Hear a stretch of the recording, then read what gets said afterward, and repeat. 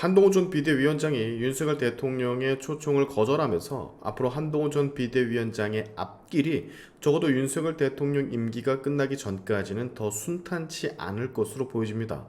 정치권 내에서는 한동훈 전 비대위원장의 재등판 시기라던가 앞으로의 경쟁력 등에서 많은 의견들을 쏟아내고 있는데요.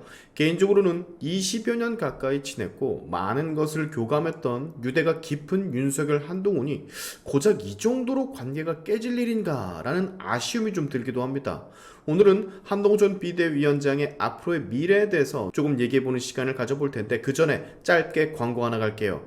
여러분 단도직입적으로 가정의 달 선물 더산삼으로 준비하십시오. 제가 1년간 다른 광고들 단 하나도 받지 않고 더산삼만 고집한 이유, 강원 700고지에서 산양산삼 한 뿌리 에키스를 열매까지 담아낸 대한민국 0.1%에게만 공급할 수 있는 희귀한 제품이기 때문입니다.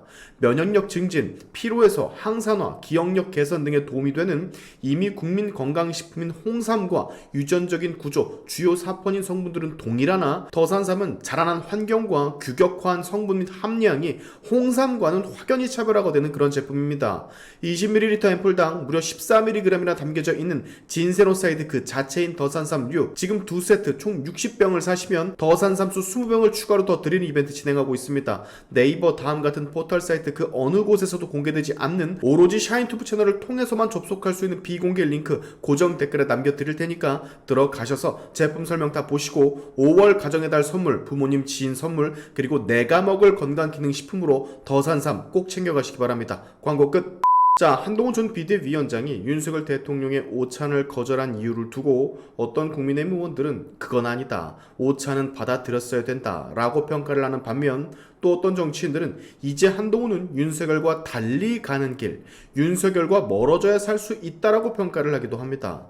한동훈이 건강상의 이유로 윤석열 대통령의 오찬 제의를 거절한 날짜가 19일. 그런데 이번에 그 앞선 16일 총선 전 함께한 비대위원들과 만찬 회동을 한 사실이 언론을 통해 밝혀졌어요. 물론 윤석열 대통령의 오찬 제의 3일 전이기 때문에 이 에피소드 하나만 가지고 이제 한동훈과 윤석열은 돌아올 수 없는 강을 건넜다 라고는 알 수 없지만 사이가 예전 같지는 못하고 정치적 결별 수순을 밟고 있는 것 아니냐라는 지적은 피할 수가 없을 것으로 보여집니다. 한동훈은 아마 지금 굉장히 복잡한 심경에 얽혀 있을 거예요. 총선이 아쉬움에 끝났지만 참패를 했지만 당연히 대통령이 한동훈 비대위원장을 먼저 불러 오찬을 하고 같이 다시 한번 잘해보자 으쌰으쌰 하는 상황을 연출을 할 줄 알았는데 계속해서 본인 욕만 해대는 홍준표를 첫 만남의 대상으로 택하면서 게다가 4시간 동안 독대를 했다라는 거, 아울러 대통령과 독대를 하고 나온 뒤에도 본인에 대한 비판, 원색적 비난을 멈추지 않고 계속적으로 시전하고 있다라는 거, 이 일련의 사실들이 한동훈이 결국 윤석열의 오찬까지 거절할 정도 그 계기가 된 게 아닐까 저는 그렇게 생각을 합니다.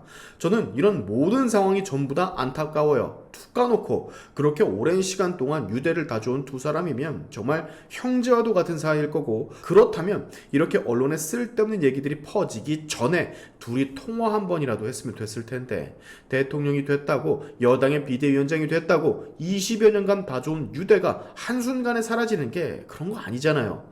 내가 너무 정적으로 생각을 하는 것인가는 모르겠지만 만약 저였다면, 내가 윤석열이고 내가 한동훈이었다면 누가 먼저라건 전화를 해서 진솔하게 좀 대화를 나눴어야 되는 게 아닌가 싶습니다. 이게 대체 뭐라고, 그렇지 않습니까 여러분? 자, 한동훈 전 비대위원장은 비대위원들과 오찬을 하면서 이런 말들을 좀 했다라고 해요. 이 시간을 충분히 활용해서 내공을 쌓도록 하겠다. 이런 시간에 나는 익숙하다. 자, 이런 시간에 익숙하다라는 말이 참 의미심장한데, 이것은 예전 본인이 검찰에서 좌천이 되면서 겪을 수밖에 없었던 상황을 말하는 것 같죠. 총선에 대한 책임으로 대통령과도 멀어지고 당에서도 주류 밖으로 밀려나고 힘든 시간을 감내하는 상황을 저렇게 표현을 한 것처럼 풀이가 되는데, 제가 예전에 이런 얘기를 했던 적이 있었어요. 홍준표와 한동훈을 비교를 하면서 홍준표는 수십 년을 정치 바닥에서 굴러온 탓에 본인이 현재 가지고 있는 단점을 극복할 이유도 의지도 없는 사람이지만, 한동훈은 다르다고. 한동훈은 본인의 부족한 점을 간파하고 그것을 채우는데 집중을 할 사람이라고. 그래서 일정 시간이 지나면 보다 더 좋은 모습으로 대중, 국민들 앞에 나타날 거라고. 제 이 말이 아까 한동훈이 비대위원들과 오찬 중에 언급을 했던 말 중에 하나, 이 시간을 활용해서 내공을 쌓도록 하겠다라는 말과 맞아떨어지는 게 아닌가라는 생각이 듭니다. 자, 김종인은 이렇게 분석을 해요. 한동훈은 앞으로 윤석열과 멀어져야만 정치적 희망이 보인다라고. 즉, 정치인 한동훈의 미래 요거 하나만 바라봤을 땐 현재 힘을 잃어가는 대통령과는 멀어지고 본인의 정치 내공을 쌓고 본인만의 정치 세력을 구축해야 한다는 뜻이겠죠. 윤석열 대통령과 한동훈 본인을 완벽하게 같은 색깔로 일치를 시킨다라고 한다면 앞으로의 한동훈은 윤석열과 크게 다르지 않을 것이라는 걸 얘기하는 듯합니다. 일정 부분 동감해요. 냉정하게 말을 하면 윤석열 대통령에게도 버려졌고 보수 진영 내 압도적 지지를 아직까진 받고는 있지만 다시 복귀할 명분도 지금으로선 부족하고, 주위 경쟁자들은 한동훈이 다시 힘을 찾는 걸 견제한 나머지 원색적 비난만 가하고 있고, 한동훈에게 있어선 지금 주변 상황, 여건, 환경들이 전부 다 좋지 않습니다. 이것은 시간을 보내면서 아까 말을 했던 것처럼 단점을 보완하고 조금 더 정치적으로 성숙한, 즉 정치가 정말 호락호락하지 않구나, 단순한 게 아니구나 라는 걸 깨닫는 수밖에는 달리 방법이 없는 것으로 보여집니다. 완벽한 정치인 한동훈이 되어가는 그 과정에서 우리가 여태 봐왔던 정치인들의 뻔한 모습들이 한동훈에게서도 보여줄 수 있겠지만 뭐 어쩌겠습니까? 정치판에 발을 담근다라는 건 내 몸에도 똥물이 튄다라는 얘긴데 그 정도는 감수를 해야죠. 자, 윤석열과 한동훈을 모두 다 좋아했던 사람으로서 둘의 관계가 원만하게 회복되는 것이 가장 좋겠지만 그게 안 된다라고 한다면 윤석열은 윤석열의 색깔, 한동훈은 한동훈만의 색깔을 가지고 당장은 아니더라도 추후에 좋은 관계를 회복해 둘이 좋은 시너지 효과를 다시 한번 냈으면 하는 바람입니다. 갑자기 총선 전에요, 한동훈이 국민의힘 비대위원장을 맡게 될 때 했던 말이 하나 떠오르는데, 그는 그때도 이렇게 말을 했어요.